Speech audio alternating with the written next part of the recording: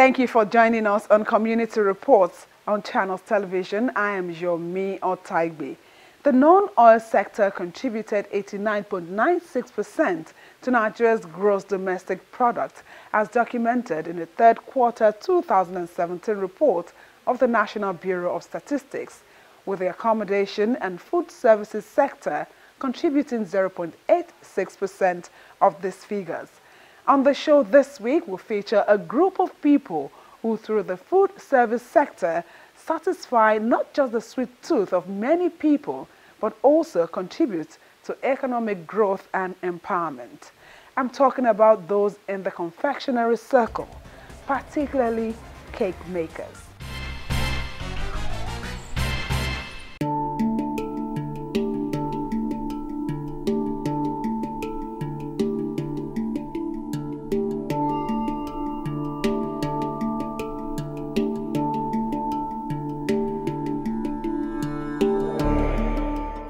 They come in different forms, shapes, and sizes.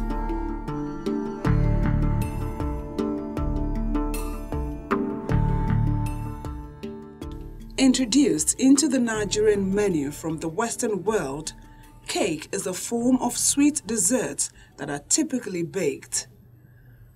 Although it now covers a variety of preparations that can be simple or elaborate, cakes were modifications of breads in their earliest forms.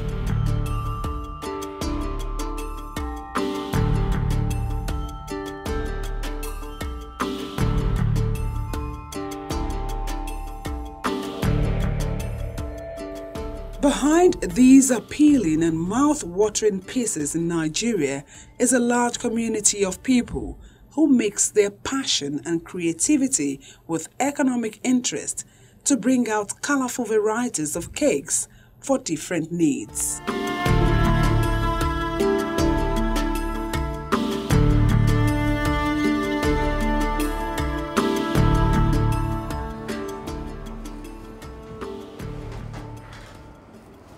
Meet Mojisola Egbeyemi, a professional baker who abandoned her wig and gown for the oven in the confectionery industry.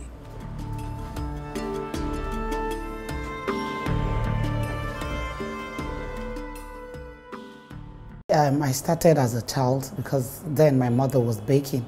She's still alive, but she doesn't bake again now. So I pick up my basic skills from her. And while in the university, I wanted to make extra money. And I weighed all my options, and the only option I had was to do something, to do business.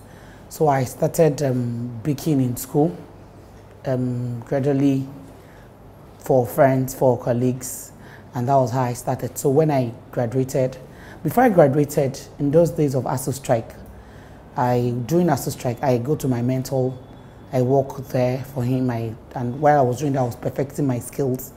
And after school, I still did some courses, and that was how I started business fully.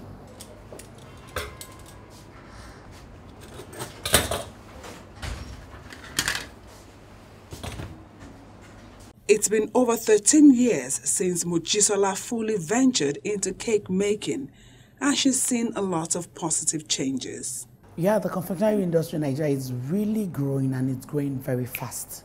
It's going at a pace that even those of us in the industry, we're working hard to catch up with the pace, because it's almost like a fashion industry. New things are evolving day in, day out. As of today, this morning, I'm sure someone have done something new. A new recipe is out, a new cake design is out, and just exactly like the fashion industry, you have to keep working hard. We keep taking courses year in, year out. Personally, I take minimum 2 courses every year that has to do with the confectionery industry. It's either on cake making, that has to do with baking, it's either on the sugar crafts, the craft aspect of it, or the baking aspect of it, so that I can just meet up with the trend. So it's a trending industry, and an industry that is growing because of the rate of unemployment in the country now. A lot of people, graduates, are really coming for training. We do a lot of trainings, so people are really, and it's something you can do from the comfort of your kitchen. At least you can start from the, it's a business that, except you're looking at starting large, you can start small. Your kitchen, with your kitchen oven, baking pans here and there, a small mixer, and you're good to go. And here there's always celebration. So you have your own customers. Even without celebration, people take cupcakes, cake and tea, cookie, pastries. So it's a business that is growing very fast. Sometimes the eggs might be bad, in order not to affect everything, so we'll crack it one after the other. Joining in this fast-moving industry is Pt.1, a business administration graduate who strayed into the cake-making business about 8 years ago, while on a mission to satisfy her husband's taste bud. I actually wanted to go and learn how to make soup because my husband does not like to eat our local, I'm a Yoruba person, so he doesn't really, he likes more of veg, all the edika ikon and stuff like that. So that was what took me to Mix and Bake. So I was there, and then I saw them bringing out cakes, and I asked the person that was attending to me, the admin officer, and I told her that, is it possible I can learn how to make it? She said there's no problem, that I can actually do the two together, that there's a course I can run that can take me to do the two together. And so I just opted for it, and that was it. You know, that was it. I fell in love with it. And I just thought, okay, I found a new love, and I pursued it.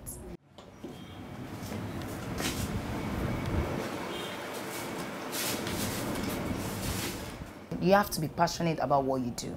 If you don't have the passion, you fall by the wayside. That passion has to be there. It's that passion that drills you. It's the passion that takes you from one place to the other. It's the passion that makes you see other people's work. And instead of saying, oh, this is, you know, looking for the mistake, it is that passion that makes you see that, okay, I can do this.